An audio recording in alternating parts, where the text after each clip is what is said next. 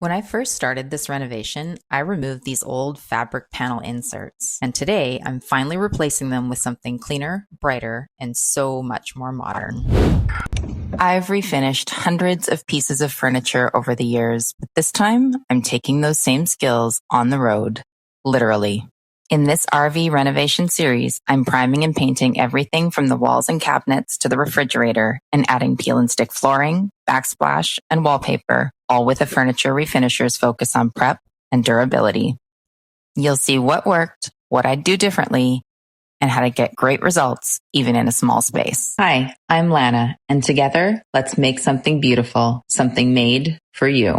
In our last video, we painted all the cabinet doors and interior frames. Today, we're finishing the job by installing brand new inserts, upgrading the hardware, and using my favorite filler trick to give everything a seamless, custom-built look. The fabric inserts I removed earlier left these open frames in the cabinet faces. Fortunately, all the openings were the same size, so I only had to measure once. I cut 3 brand new inserts out of 1/8 of an inch thick MDF. Before installing them, I gave each panel a coat of primer and 2 coats of Sherwin-Williams Serenity in emerald urethane trim enamel. Once the paint had dried, it was time to install the inserts. I put some glue on the MDF panel and then pressed it into place. I used clamps to hold everything together while this adhesive cured. One quick thing I want to share. These 2 side panels were much harder to clamp than the center one. I couldn't get clamps on both sides, so I had to use a scrap piece of wood just to hold them in place while the glue set. If I were doing this again, I wouldn't cut the MDF to match the exact size of the old inserts. I'd actually make each panel slightly larger, and instead of relying on clamps, I'd use that extra size to secure it from the back with a few brad nails or staples along with the glue. To finish things off and for that truly seamless look, I mixed a little bit of the paint into some DAP filler. I used that to fill every small gap along the cabinet frames, the ceiling lines, and any spots that stood out in terms of the seams on the doors.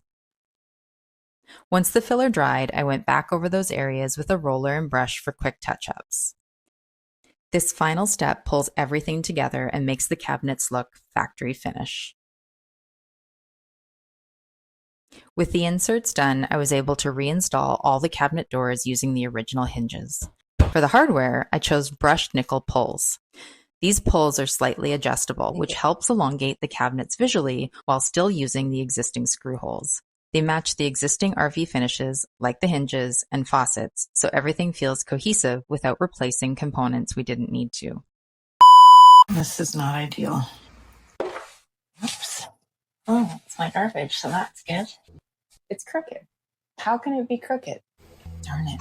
These aren't supposed to be this difficult to put on. Here's a quick reminder of how the cabinets looked before. And here's how they look now. Cleaner, brighter, and so much more modern. It's really hard to believe these are the same cabinets. Next, I'm finally tackling the backsplash, how I prepped the walls behind it, how I installed it, and what I'd do differently next time.